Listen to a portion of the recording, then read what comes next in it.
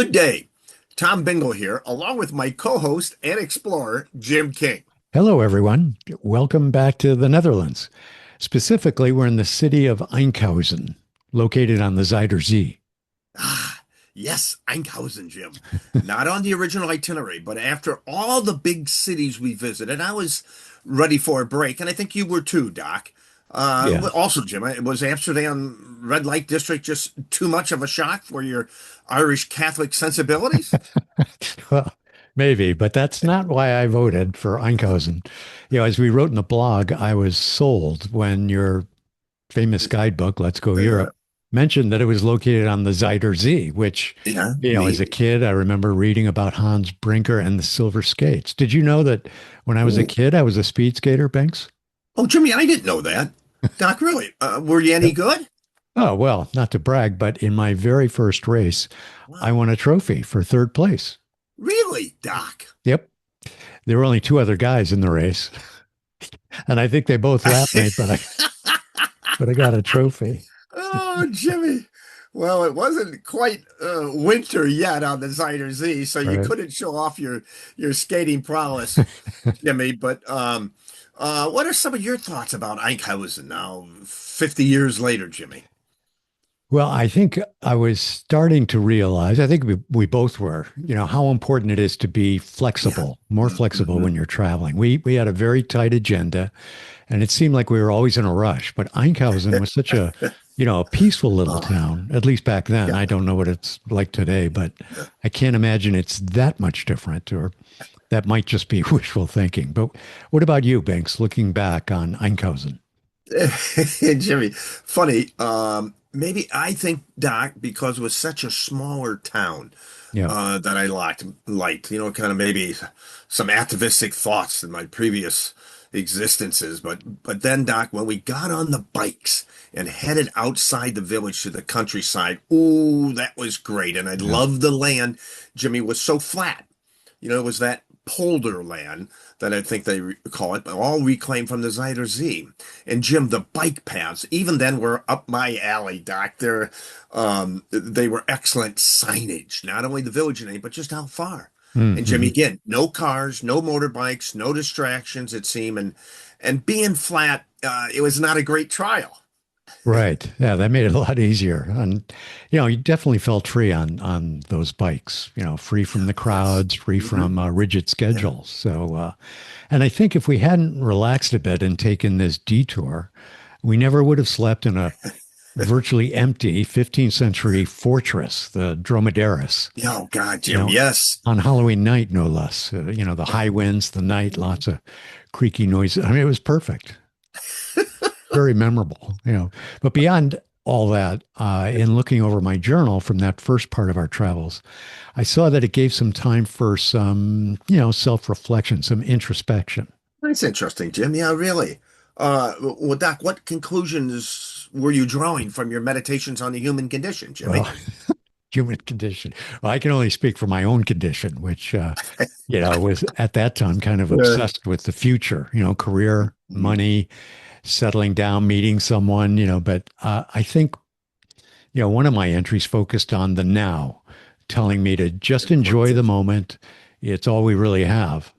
Also, I Mm-hmm. kind of decided that I would pursue once we got back to the States what I love doing. Even if I had to take a job that I didn't like. Less Mm-hmm. focus on accumulating money and more focus, like we were doing at the time, on accumulating memorable experiences. Oh, Jim. That's very Zen of you, Jim.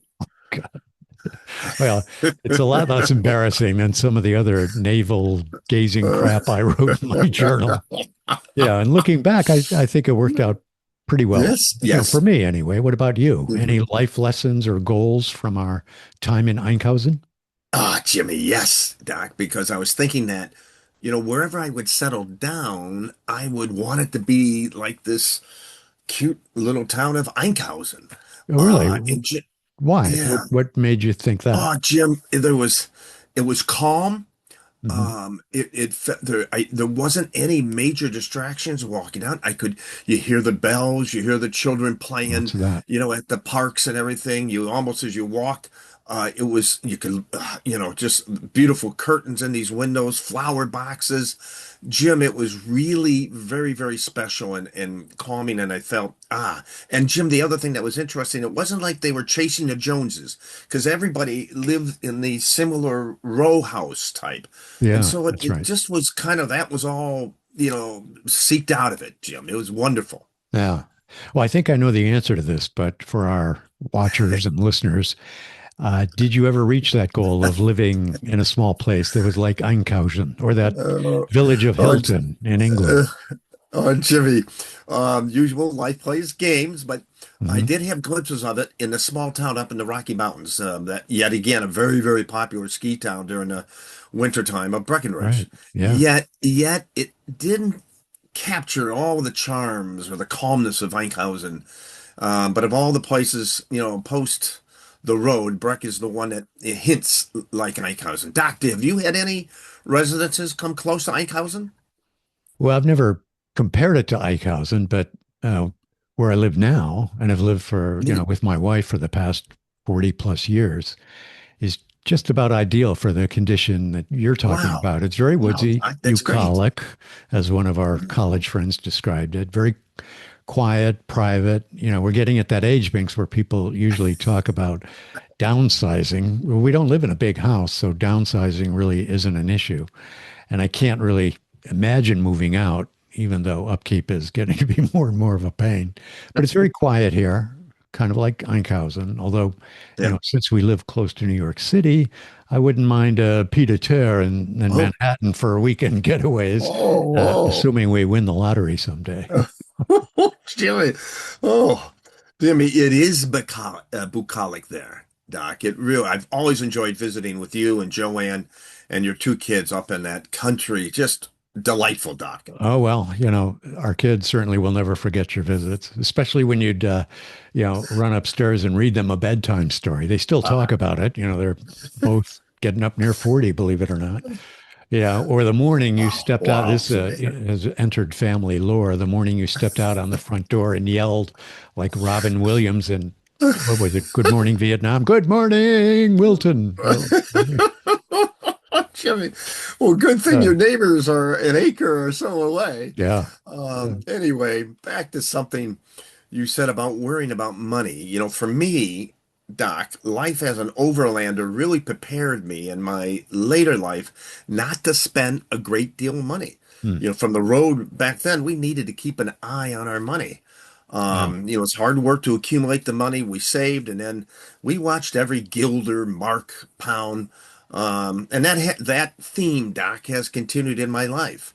The other item from Einkhausen experience seemed to be everyone we came across, or even just pass on the street, seemed to acknowledge us with a smile, a hello. And as I said, even Jimmy, even the swans and the ducks seemed to want to meet the two Americans as we were cycling. But this simple hello has stayed with me all my life. And whenever I pass another person, Jimmy, I can't help myself. I have to say hello. Oh, yeah. I know that, sometimes that may be viewed as a weakness of mine and seeking attention, but I always have viewed as trying to link the world, Jimmy, and connect the world, make it smaller. Yeah, a bit of weakness. I don't think so. A friendly greeting is the international gesture of goodwill, right? So, but what's Yes, yes. interesting about what you just said is that I had a very different impression about the friendliness of the people in Einkausen. Oh, You know, uh-huh. to me, people in the cafes and the stores, they were a bit standoffish. Now, I have some Dutch blood in me, so I know that their disinterest, it doesn't necessarily equate with dislike. But according to my journal, I sensed an almost anti-American vibe. For the first Interesting, Doc. time, first Interesting. time since we'd started traveling, I felt that way. Of course, they were downright buddy-buddy compared to some of the anti-American attitudes we'd Yeah. experienced later in our travels. Wow. Well, I don't remember anything like that, Doc. Hmm. But it's interesting how two people, Jimmy, going through the same things, Yeah. may have completely different perspectives on the same situation. To this day, I remember how I loved what appeared to be a tight family world, Jimmy, where, dinner with everyone was around the table. with Hmm. the dad coming back, from the sea, being out at sea in the day, coming back, a special event in the daily life. It's simple, but Hmm. yet so vital. And Jimmy, they seem to be a town of do-it-yourselfers. As if something would go wrong, they certainly would give a go at fixing it. And again, just it just seems that they weren't out there chasing the almighty Gilder. And if anything was kind of a distinction within these houses, was the interior. It seemed like the indoor plants were the treasures for them, Jim. Just, Wow. but it was just great. Yeah. Doing a lot of peeping inside those houses. Well, Yeah, well, different perspectives, I yeah, guess that's another life lessons. It's, okay for me to have a yeah. different perspective from yours, Well, and thanks. it's okay for you to be wrong. But anyway, Jerry, I wish I'd learned that lesson back then, Doc. Would have yeah, saved a me lot too. of arguments. But Jimmy, that's great. Jimmy, all right, well, let's move on. Yep. What's next on our new flexible itinerary, Doc? Well, we'll head to, next door to Germany, Okay. the Rhine, and, much more to come. Oh, excellent. So all, to everyone that's watching, thank you. And until now, next time, in Dutch now, Doc, in Dutch now. Are you Okay, ready? ready. Tot Toot ziens. Zen, everyone. Someday we're going to get this. Someday.